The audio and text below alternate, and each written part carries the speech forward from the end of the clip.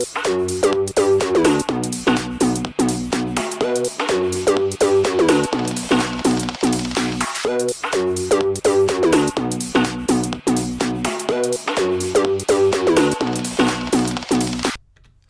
there, welcome back to ADSR Massive Tutorials. In this tutorial we're going to do a remake of the bass sound from Oliver Helden's Gecko track. If you're not subscribed to our YouTube channel, get yourself subscribed, youtube.com/ADSRtuts. Also get yourself over to our website, massivesynth.com. Tons more tutorials on native instruments, Massive. And also there's going to be a link appearing on the screen right about now. Click on that link, that will take you to the massivesynth.com website and you can download this patch that we're going to remake in this tutorial. So let's start off with creating a new sound. And one of the things I noticed with the Gecko bass line, I've actually got some processing on here as well that we'll look at a bit later, is there's a little bit of kind of shuffle on the bass sound. So what I've done is I've remade I've got the notes for the bass sound, and then I think I put it on this 16th swing C. So there's a little bit of a shuffle on there, so it's providing that kind of groove element to that bass line. So with this new sound created in Massive, let's get these oscillators together. So oscillator 1, I'm going to start off with a smooth square, bring the wavetable position kind of about 1/3 of the way and pitch it down 2 octaves. So that's the kind of the sort of low end element of our bass sound.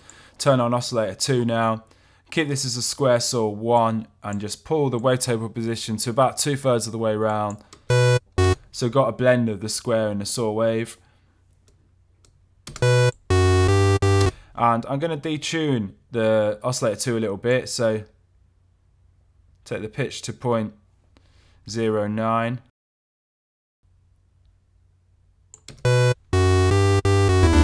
And turn on oscillator 3 now and keep it as a square saw 1. Pull the wavetable position right round to the left, so there's more of a square wave we're hearing there.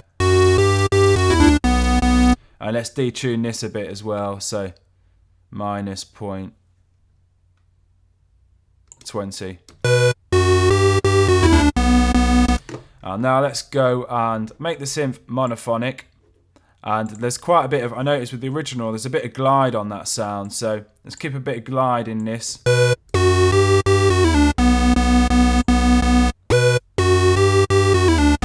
So we've got that nice kind of transition. It jumps up to that kind of higher note playing. I'm actually going to check the restart via gate box, so all the oscillator phases re-trigger for nice consistent bass sound. I guess it's a bass and a lead together really, and I'm going to play around with some of these kind of restart points. So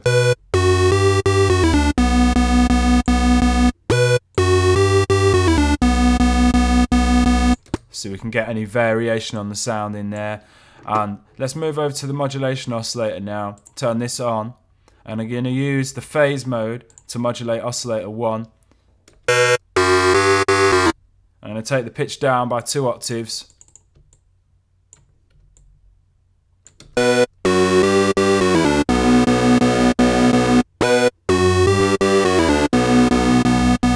So that's having quite a nice impact on the sound there. Let's set up some filters and some envelopes now. So let's use a Daft filter for this sound. It's got quite a nice analog sound, the Daft filter. So pull the resonance right down and the cutoff to about 1/4 of the way, and let's use an envelope to modulate this cutoff frequency.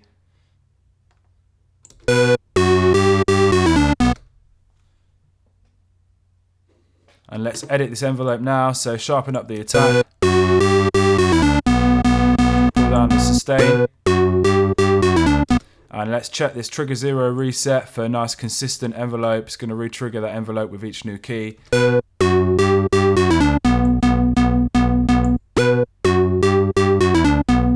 And let's also use an envelope to modulate this phase control here. So bring the phase level right down, not all the way down to 0, but right down there. And let's use an envelope to control that level a little bit. and have a similar envelope shape in this second modulation envelope here. So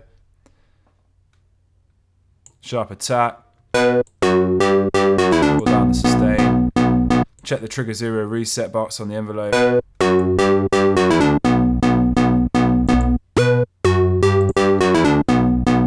It's just dirtying up the sound a little bit. And I also noticed with the original there was quite a lot of transient in the sound. So I'm actually going to try and recreate this using some pitch modulation here. So let's hold shift, and with this third envelope, click and drag this third envelope, drop it in the pitch modulation box on all 3 oscillators. And let's hold Alt and click and drag up until we get 60 on the pitch modulation boxes here. So, and now let's set this pitch modulation envelope here.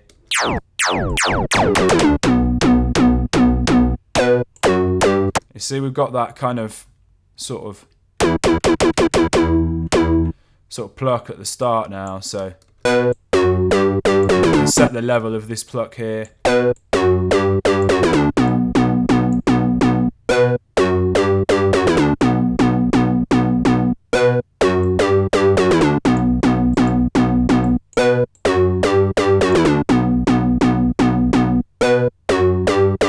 And ordinarily would use this to modulate the pitch of the modulation oscillator as well, but I found it just had a nicer sound without applying the pitch modulation to the modulation oscillator as well. So let's go and check the amp envelope and maybe just bring this sustain level down a little bit.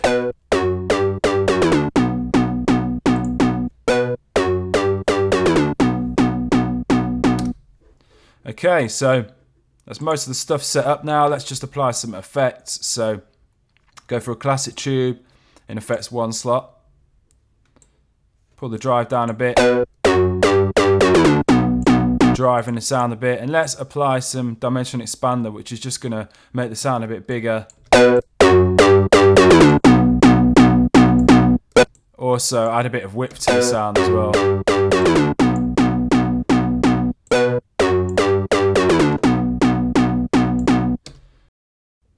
EQ now, turn this on, and let's just boost some kind of lower mids.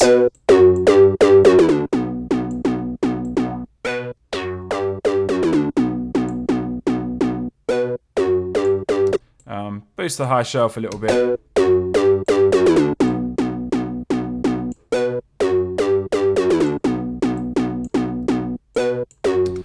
So there we have our sound, and there's a couple of final things. I added the overdrive in Logic here, just to drive it a bit more.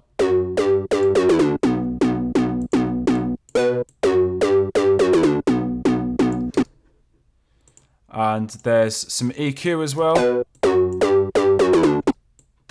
just boosting it around about kind of just under 1K.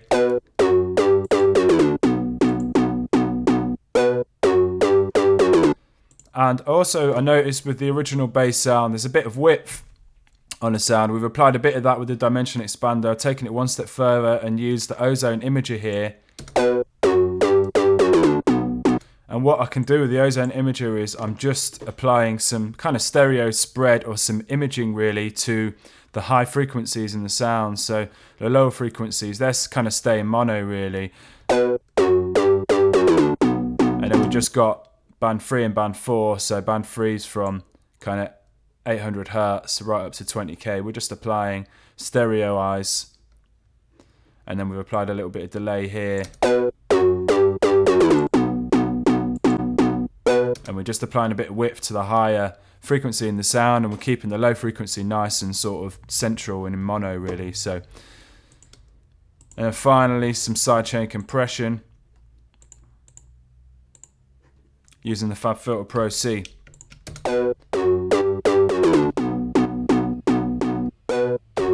And there we have it.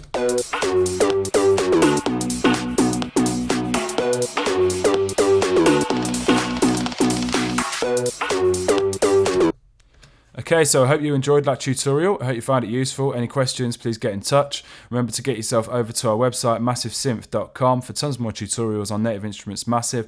And also, we've included a link to the patch made in this tutorial, just in case you try to remake it and it doesn't quite turn out how you expect it to turn out, or it's not turning out the same as what we're doing, is what you're hearing in this tutorial. So you can download that patch there.